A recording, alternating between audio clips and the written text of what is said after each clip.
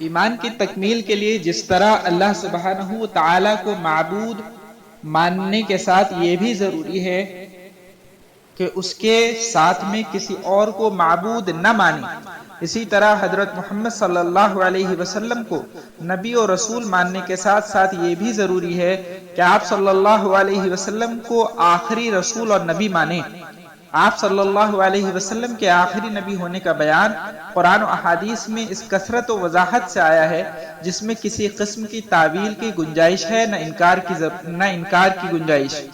اس مسئلے میں ہر دور کے مسلمانوں کا اجماع رہا ہے، بلکہ صحابہ کرام رضوان اللہ علیہم اجمعین کا جس مسئلے پر سب سے پہلے اجماع ہوا وہ یہی ہے۔ اللہ سبحانہ تعالیٰ کا ارشاد ہے ما کان محمد ابا احد من رجالکم ولکن رسول اللہ وخاتم النبیین وکان اللہ بکل شیء علیما۔ محمد صلی اللہ علیہ وسلم تمہارے مردوں میں سے کسی کے باپ نہیں، ہاں اللہ کے رسول اور سب نبیوں کے خاتم ہیں، اور اللہ سب کچھ جانتا ہے۔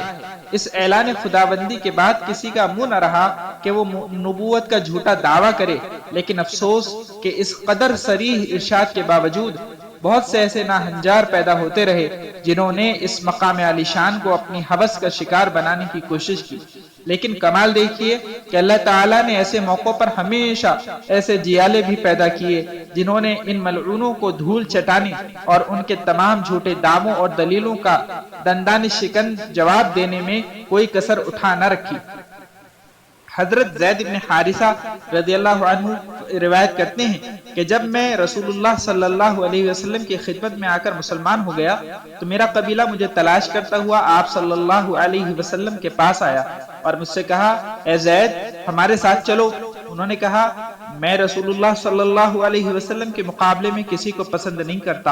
اور نہ آپ کے سوا کسی کا ارادہ رکھتا ہوں۔ انہوں نے آپ صلی اللہ علیہ وسلم سے مخاطب ہو کر کہا اے محمد اس لڑکے کے عوض میں ہم آپ کو بہت سا مال دے سکتے ہیں، جو آپ چاہیں ہمیں بتلا دیں، ہم اسے ادا کر دیں گے۔ آپ صلی اللہ علیہ وسلم نے ارشاد فرمایا میں تم سے صرف ایک چیز مانگتا ہوں، وہ یہ کہ تم اس بات کی گواہی دو کہ اللہ کے سوا کوئی حقیقی معبود نہیں، اور اس بات کی کہ میں اس کے بھیجے ہوئے تمام نبیوں اور رسولوں میں آخری نبی اور رسول ہوں۔ اگر تم ایسا کرو تو میں ابھی اس لڑکے کو تمہارے ساتھ بھیجے دیتا ہوں۔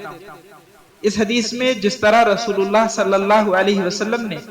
اللہ کی توحید پر ایمان لانے کا مطالبہ کیا، اسی کے ساتھ ختم نبوت پر ایمان لانے کا بھی مطالبہ کیا۔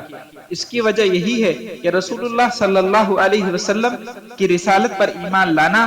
آپ کی ختم نبوت پر ایمان لائے بغیر حاصل نہیں ہو سکتا۔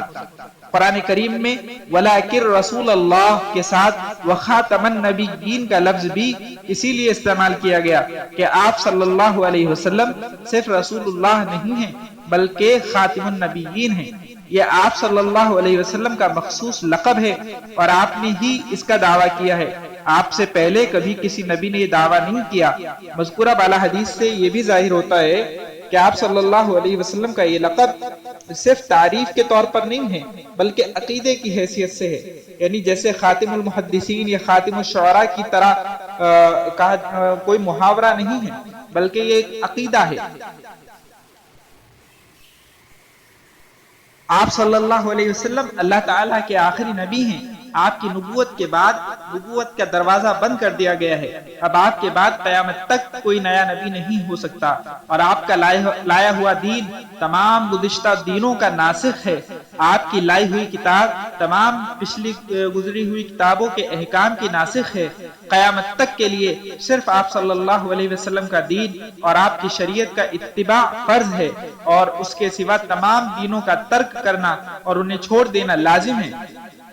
سوائے آپ صلی اللہ علیہ وسلم کی پیروی کے اللہ سبحانہ وتعالی تک پہنچنے کی سب راہیں گویا بند کر دی گئیں، اور آپ صلی اللہ علیہ وسلم کی شریعت تمام شریعتوں کو موقوف کرنے والی ہے۔ اب قیامت تک آپ ہی کی شریعت رہے گی اور کبھی منسوخ نہیں ہوگی۔ جو شخص آپ صلی اللہ علیہ وسلم کو خاتم النبیین نہ سمجھے وہ بلا شبہ کافر ہے، اور جو شخص آپ کے بعد نبوت کا دعویٰ کرے وہ بھی بلا شبہ کافر ہے۔ جن فرقوں نے رسول اللہ صلی اللہ علیہ وسلم پر ختم نبوت کا انکار کر کے نبی کے لیے دروازہ کھولنا چاہا اور قرآن کریم کی واضح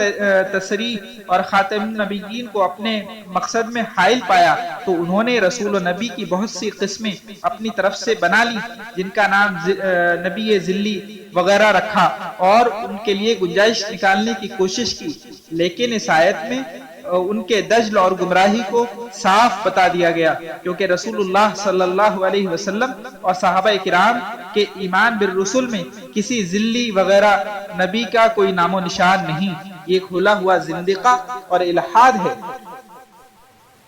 البتہ اس تفصیل سے کسی کو حضرت عیسیٰ علیہ السلام کے قرب قیامت واپس آنے سے آپ صلی اللہ علیہ وسلم کی ختم نبوت پر اشکال نہیں ہونا چاہیے، اس لیے کہ خاتم النبیین اور آخر النبیین کے معنی یہ ہیں کہ آپ صلی اللہ علیہ وسلم کے بعد کوئی شخص نبوت کے عہدے پر فائز نہیں ہوگا۔ اس سے یہ لازم نہیں آتا کہ آپ صلی اللہ علیہ وسلم سے پہلے جس کو نبوت عطا ہو چکی ہے ان کی نبوت بھی سلب ہو جائے گی، یا ان میں سے کوئی اس عالم میں پھر نہیں آ سکتا۔ البتہ حضرت صلی اللہ علیہ وسلم کے بعد جو بھی آپ صلی اللہ علیہ وسلم کی امت میں اصلاح اور تبلیغ کے لیے آئے گا وہ اپنے منصب نبوت پر قائم رہتے ہوئے اس امت میں اصلاح کی خدمت حضرت صلی اللہ علیہ وسلم کی تعلیمات ہی کے تابع رہ کر انجام دے گا، جیسا کہ احادیث صحیحہ میں حضرت عیسیٰ علیہ السلام کے متعلق آیا ہے۔